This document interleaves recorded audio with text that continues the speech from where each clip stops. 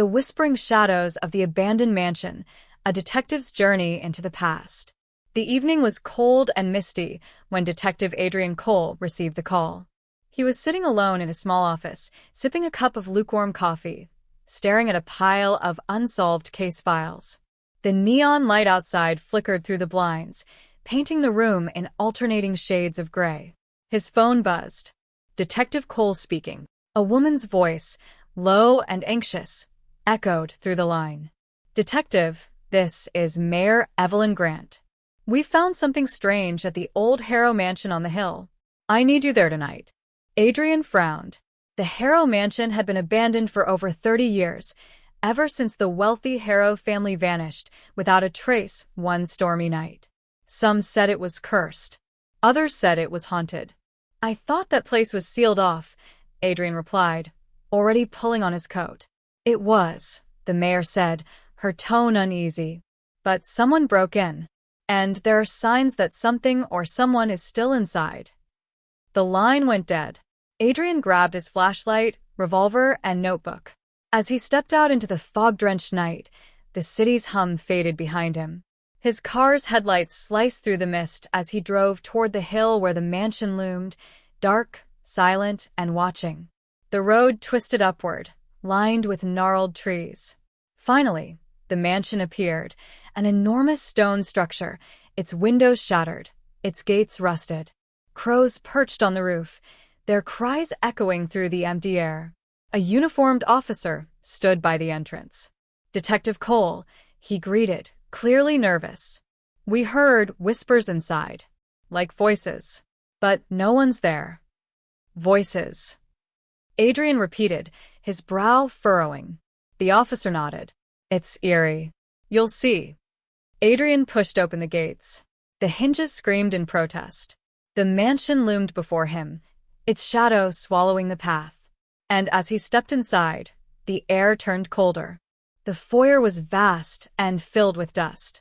Faded portraits lined the walls, faces of the Harrow family staring down with lifeless eyes.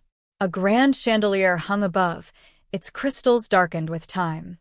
Adrian's flashlight beam cut through the shadows, illuminating cobwebs and cracked marble floors. The silence was thick, broken only by the faint creak of the old house breathing. Then, softly, a whisper. "Leave before it's too late." Adrian froze. He swung the flashlight around. Nothing. Only the flutter of curtains from a broken window. He took out his recorder and pressed record. Audio log, Harrow Mansion, 10:43 p.m. "I heard something resembling a whisper. Possibly wind through the walls, or something else." He proceeded deeper into the house. His footsteps echoed as he passed a long corridor lined with doors. One of them stood slightly ajar. He pushed it open. Inside was a study, shelves of dusty books, a broken globe, and a desk covered in yellowed papers. On the wall hung a large portrait of Lord Henry Harrow, the mansion's late owner. Something about the man's painted eyes unsettled him. They seemed alive, watching. Adrian's gaze drifted to the desk. A leather-bound diary lay open. The final entry read, "March 16th, 1892. The whispers have returned. They speak of the child. They say she is the key. I cannot let them take her. Not again." Adrian muttered to himself. The child? What child? Before he could read further, a cold gust slammed the door shut behind him. His flashlight flickered, and for just a moment, he saw a figure in the corner of the room. A woman in a long, white gown, her hair flowing like smoke, her face hidden in shadow. When the light steadied, she was gone. Adrian left the study, his pulse steady but alert. He'd seen enough in his years as a detective to know that fear often clouded reason. But still, something about this mansion felt different. He followed the corridor until he reached the grand staircase. As he climbed, the whispers grew louder, faint, overlapping voices that seemed to come from the walls themselves.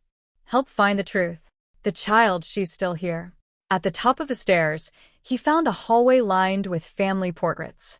Each one depicted a Harrow ancestor, but one portrait, a small one near the end, stood out. It showed a young girl with dark curls and bright eyes, clutching a small wooden doll. Beneath the frame was a nameplate. Emily Harrow, 1886 to 1892. Adrian's brow furrowed. The same year the family disappeared. He whispered to himself, the child. Emily.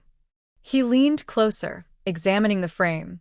There were scratch marks along the edges, as though someone had tried to remove it. Gently, he pulled it away from the wall. Behind it was a hidden latch. With a click, a section of the wall slid open, revealing a narrow passage. Bingo, he murmured, and stepped inside. The passage was dark and narrow, the air thick with dust. His flashlight revealed faded drawings on the walls, childlike sketches of stars, houses, and people holding hands. But as he went deeper, the drawings changed. Faces without eyes, dark shapes looming behind the figures. Finally, he emerged into a small hidden chamber. Inside was an old crib, a torn blanket, and a wooden doll, the same one from Emily's portrait. Adrian bent down, inspecting the floor. There was a dried stain brown with age. Blood, perhaps. And then, soft footsteps echoed behind him. He turned sharply, flashlight raised. The woman in white stood in the doorway again. Her face was pale and sad, her eyes hollow. "Who are you?" Adrian demanded. Her voice was barely a whisper. "She's waiting, find her before he does." "Who?" Adrian stepped forward, but she faded like mist before his eyes. Only the whisper remained, lingering, echoing, fading. Adrian returned to the study, determined to piece the puzzle together. He flipped through the rest of Henry Harrow's diary. The voices demand sacrifice.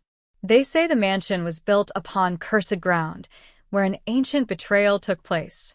They want the child, to bind her soul forever. "If you find this, forgive me. I did what I had to do." Adrian's hands tightened around the pages. He tried to protect his daughter, but from what? He looked again at the portrait of Henry Harrow.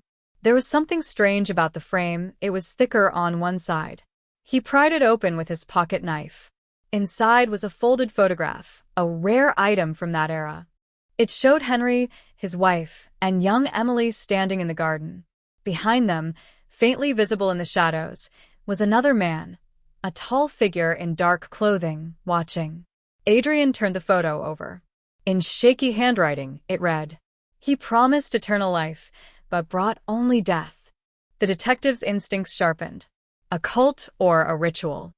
He decided to check the mansion's basement. If there were any secrets left, they would be there. The staircase to the basement was hidden behind the kitchen pantry. As he descended, the air grew colder, heavier. The smell of damp earth filled his nose. His flashlight flickered, and then steadied, revealing a large stone chamber beneath the mansion.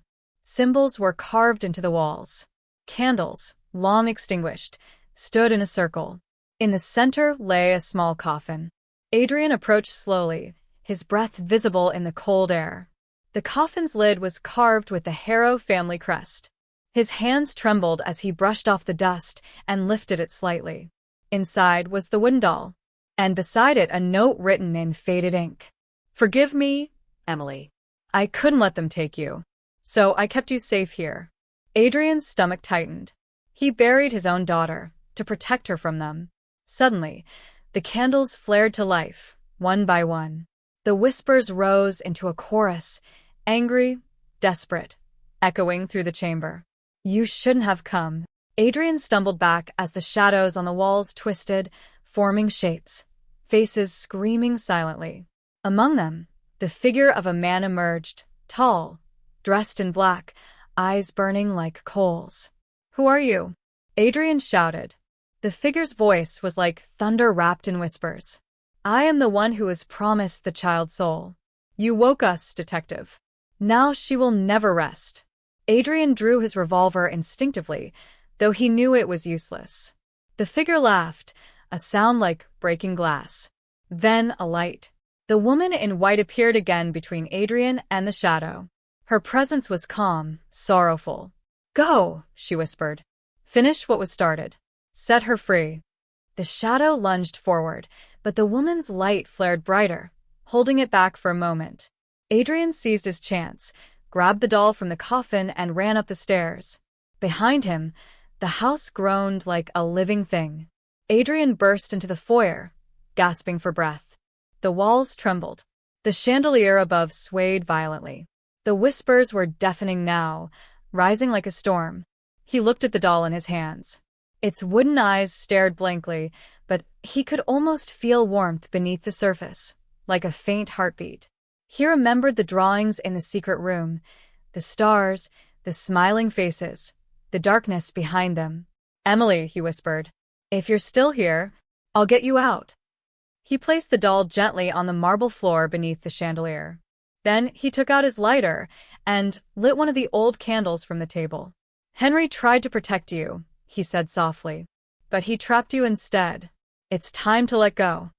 He held the flame near the doll.